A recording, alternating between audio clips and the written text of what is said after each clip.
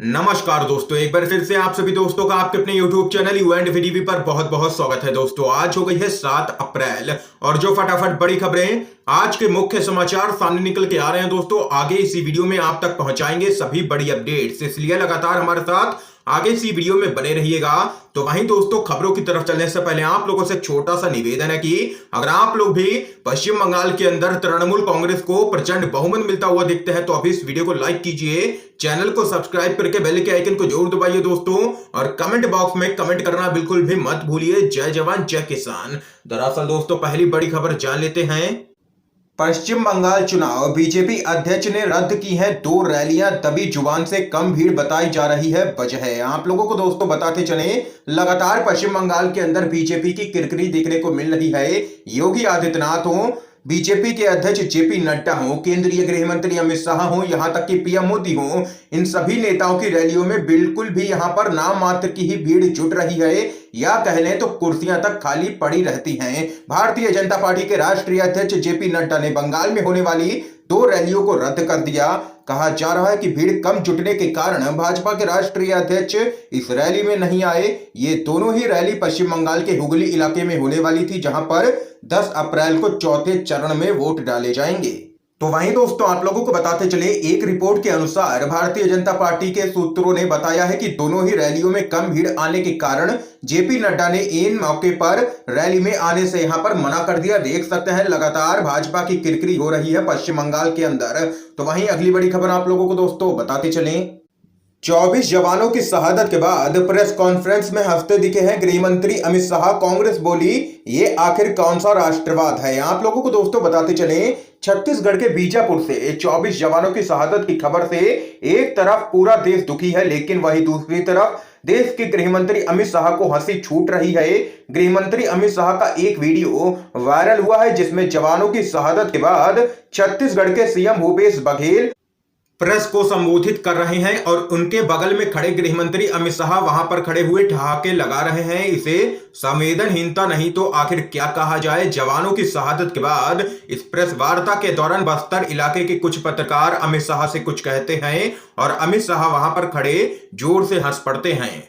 तो वहीं कांग्रेस के नेता श्रीनिवास बीबी ने इस पूरे मामले पर कहा है कि जवानों की शहादत पर पूछे गए सवाल के जवाब में बिना मास्क के मुस्कुराता हुआ ये चेहरा कौन सा राष्ट्रवाद है।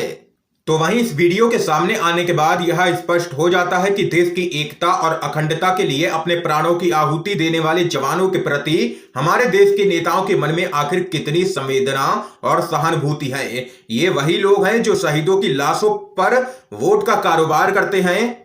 ये उसी सरकार के गृह मंत्री हैं जिनके मुखिया पुलवामा के शहीदों के नाम पर युवाओं से पहले वोट की अपील करते हैं। देख सकते हैं कि अमित शाह का वीडियो सोशल मीडिया पर वायरल हो चुका है और लगातार इस पूरे मामले पर अमित शाह ट्रोल किए जा रहे हैं। दोस्तों आप लोगों का क्या कुछ कहना है जरूर बता सकते हैं कमेंट बॉक्स में। अगली बड़ी खबर जान लेते हैं। किसानों की जमीन निजी कंपनियों को दी जा रही है, यह सरकार ज्यादा समय तक नहीं चलेगी। ये यहां पर गुजरात में मोदी सरकार पर भड़के हैं राकेश टिकैत। आप लोगों को बताते चले, भारतीय किसान यूनियन यानी कि भाकियू के प्रवक्ता राकेश टिकैत का कहना है कि मोदी सरकार के द्वारा लाए गए 3 नए कृषि कानून किसानों के लिए काफी नुकसानदेह हैं। ये काले कानून है जिनकी वजह से किसानों की जमीनें छीनी जा रही हैं। टिकैत ने ये बातें यहां पर अपने गुजरात दौरे के दौरान कही हैं। तो वहीं आप लोगों को बताते चलें, राकेश टिकैत ने आगे कहा है कि देश में हालत यह है कि कंपनियां देश की सरकार चला रही हैं, लेकिन अब यह सरकार लंबे समय तक नहीं चलेगी। किसान आंदोलन खत्म नहीं होगा, किसान अपने हक की लड़ाई लगातार जारी रखेंगे। तो वहीं राकेश टिकैत ने आगे कहा है कि आंदोलन लंबा चलेगा। आंदोलन देश के गांव-गांव में चला गया है। गुजरात के किसान बंधन में हैं, वहां किसान मुक्ति अभियान चलाना पड़ेगा। वहां पर पुलिस राज चल रहा है, किसान डरे हुए हैं। भाजपा के नेता भी हमारे साथ लगातार जुड़ रहे हैं। तो वहीं संसद का भी घेराव जल्द ही किया जाएगा। ये यहाँ पर 2 कहना है राकेश टिकैत का, और गुजरात में मोदी सरकार को ले लिया है निशाने पर। एक और बड़ी खबर आप लोगों को दोस्तों बताते चले, पश्चिम बंगाल मुख्यमंत्री ममता बनर्जी ने कहा झूठ बोलते हैं पीएम मोदी। आप लोगों को बताते चले, पश्चिम बंगाल की मुख्यमंत्री ममता बनर्जी ने कहा है कि प्रधानमंत्री नरेंद्र मोदी झूठे हैं। ममता बनर्जी ने तीसरे चरण के मतदान वाले दिन कूच बिहार इलाके में एक चुनावी जनसभा को संबोधित करते हुए कहा है कि मोदी अपनी हर सभा में उन पर ताना मारते हैं और झूठ बोलते हैं। ममता बनर्जी ने कहा है कि बीजेपी ने नारायणी बटालियन बनाने को लेकर के झूठ बोला है। ममता ने आगे कहा है कि उनकी सरकार ने बंगाल पुलिस के साथ काम करने वाली नारायणी बटालियन का गठन पहले ही कर दिया है, जबकि बीजेपी ने कहा था कि ममता झूठ बोल रही है। बीजेपी ने आरटीआई से मिली एक जानकारी का हवाला दिया था। तो वहीं दोस्तों आप लोगों को दूसरी तरफ बताते चले, टीएमसी ने उम्मीदवार सुजाता मंडल पर हुए हमले का वीडियो जारी किया है। टीएमसी ने कहा है कि बीजेपी के गुंडे सुजाता मंडल को गाली दे रहे हैं और उन्हें धमकी दे रहे हैं। टीएमसी ने कहा है कि अगर वे किसी महिला उम्मीदवार के साथ ऐसा कर सकते हैं तो वे अपनी बेटियों के साथ क्या करते होंगे। टीएमसी ने तंज कसा है कि यह बीजेपी का बेटी बचाओ बेटी पढ़ाओ का तरीका है। देख सकते हैं लगातार यहां पर बीजेपी की राज्य के अंदर किरकिरी हो रही है और ममता बनर्जी चौतरफा हमलावर हैं बीजेपी के ऊपर। अगली बड़ी खबर आप लोगों को बताते चले दोस्तों, उत्तर प्रदेश में एनएसए का जमकर के गलत इस्तेमाल, 120 में से 94 मामले हाई कोर्ट ने कर दिए रद्द। आप लोगों को दोस्तों बताते चले, उत्तर प्रदेश में राष्ट्रीय सुरक्षा कानून यानी कि एनएसए के दुरुपयोग को लेकर के सवाल उठने लगे हैं। एक मीडिया रिपोर्ट में दावा किया गया है कि उत्तर प्रदेश में इस कानून का इस्तेमाल गौ हत्या से लेकर के सामान्य कानून व्यवस्था तक के मामलों में हो रहा है। अधिकतर मामलों में कोर्ट ने यहां तक कह दिया कि पुलिस ने बिना सोचे समझे एनएसए लगा दिया है। एक रिपोर्ट में बताया गया है कि जनवरी 2018 और दिसंबर 2020 के बीच इलाहाबाद उच्च न्यायालय ने एनएसए के तहत हिरासत को चुनौती देने वाली 120 बंदी प्रत्यक्षीकरण याचिकाओं में फैसला सुनाया है। 94 मामलों में इसने 32 जिलों के डीएम के आदेशों को रद्द कर दिया है और बंदियों की रिहाई का आदेश दिया है। देख सकते हैं लगातार उत्तर प्रदेश की योगी सरकार एनएसए का कर रही है गलत इस्तेमाल और हाई कोर्ट से लग रहा है लगातार तगड़ा झटका। रिपोर्ट में बड़ा खुलासा हुआ है। अगली बड़ी खबर की तरफ चलते हैं दोस्तों, राहुल गांधी ने राफेल सौदे से जुड़ी मीडिया रिपोर्ट को लेकर के सरकार पर साधा है निशाना। आप लोगों को बताते चलें, कांग्रेस के पूर्व अध्यक्ष राहुल गांधी ने राफेल सौदे में एक बिचौलिए को 11 लाख यूरो यानी कि करीब 9.5 करोड़ रुपए का भुगतान किए जाने के दावे संबंधी फ्रांसीसी मीडिया की एक खबर को लेकर के सरकार पर जबरदस्त तरीके से निशाना साधा है और कहा है कि व्यक्ति जो कर्म करता है इसका फल सामने आ जाता है तथा इससे कोई भी बच नहीं सकता है। दरअसल दोस्तों राहुल गांधी ने ट्वीट किया, कर्म यानी कि किसी के कार्यों का लेखा जोखा, कोई इससे बच नहीं सकता है। ये यहाँ पर दोस्तों देख सकते हैं लगातार यहाँ पर कांग्रेस पार्टी हमलावर है मोदी सरकार पर राफेल सौदे को लेकर के।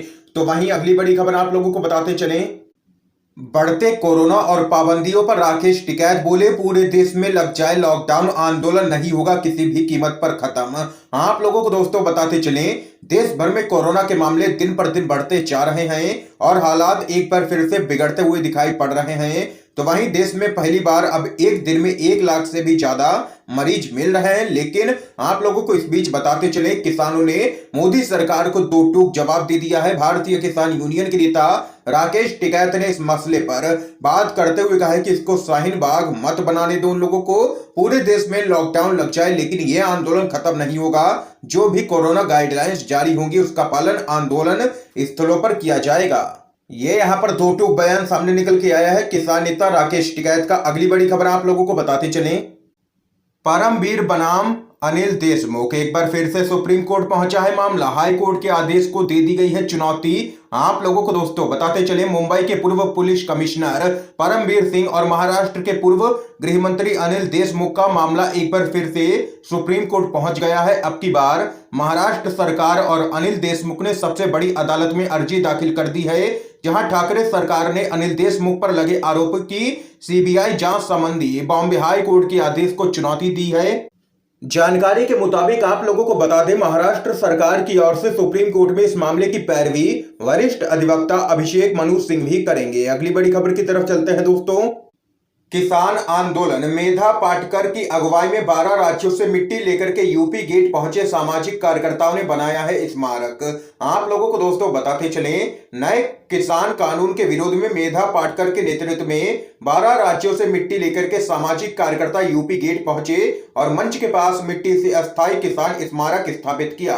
इस दौरान सामाजिक कार्यकर्ताओं ने संबोधन में तीनों ही नए कृषि कानूनों को किसान विरोधी बताते हुए केंद्र सरकार से वापस लेने की मांग की है। इसके साथ ही यह भी बताया है कि कृषि कानून लागू होने के बाद खेती पर इनका क्या असर पड़ेगा, यानी कि किसानों की पूरी ही खेती अमीरों के पास चली जाएगी, यानी कि मोदी के मित्रों के पास चली जाएगी। ये यहां पर कहना है इन सामाजिक कार्यकर्ताओं का। दोस्तों, आज की तमाम बेहद बड़ी खबरें सामने निकल के आई हैं जो हमने आप लोगों तक पहुंचाई हैं। इन खबरों पे आप लोगों की क्या कुछ राय है जरूर बता सकते हैं कमेंट बॉक्स में। वीडियो पसंद आया हो तो लाइक कीजिएगा, ज्यादा से ज्यादा शेयर कीजिए ताकि आप सभी के दोस्त भी इन खबरों को जान सकें। वीडियो देखने के लिए दोस्तों आप सभी का बहुत बहुत धन्यवाद।